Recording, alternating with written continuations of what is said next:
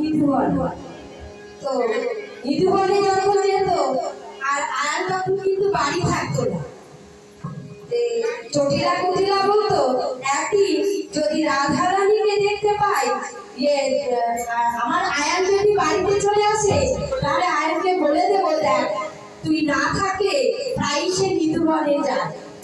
তো সেই নিধুবন তো আয়ান এসে বলছে, ডাকছে রাধারানী, রাধারানী, ও রাধারানী, রাধারানী। তখন তো ঘরে নেই। জটিলা কুটিলা বলছে, আরে আয়ান কাকে ডাকছিস? বলছে কেন? রাধারানীকে। সে কি ঘরে আছে? বলছে তবে কোথায় গেছে? দেখ নিশ্চয় ওই যে কালো ছোড়ার সঙ্গে দোস্তি দোস্তি করতে গেছে। বলছে জটিলা কুটিলা বলছে, আয়ান বলছে দেখ জটিলা কুটিলা, যদি মিথ্যা হয় তবে বুঝতে পারবি, সত্যি তো? বলছে গিয়েই দেখ। তো আয়ান তখন চলেছে রাধারানীর উদ্দেশ্যে সেই নিধুবনে। নিধুবনে গিয়ে দেখছে যে আয়ান রাধারানী কালীমার পুজো করছে, কিন্তু রাধারানী কিন্তু তার প্রাণনাথের পুজো করছিল। তো হঠাৎ পুজো করতে করতে দেখছে যে কি ব্যাপার, আমার প্রাণনাথের পায়ে নুপুর দিদি কোথায় গেল?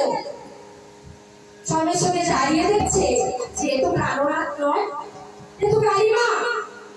সঙ্গে সঙ্গে রাধারানী খুঁজতে শুরু করেছে তার প্রাণনাথ গেল কোথায়।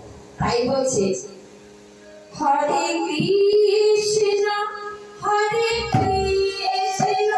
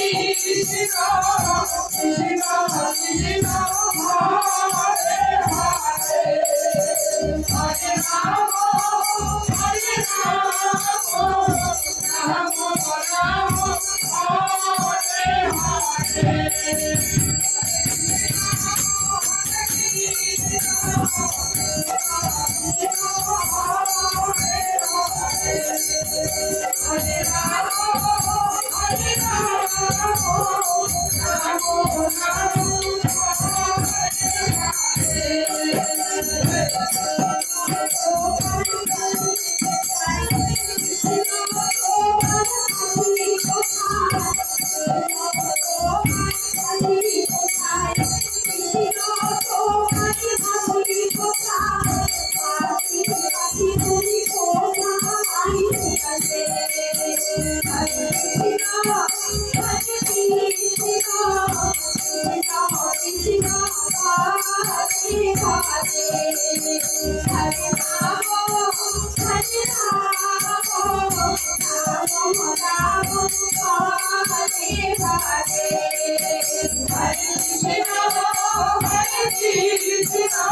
কৃষ্ণ কৃষ্ণ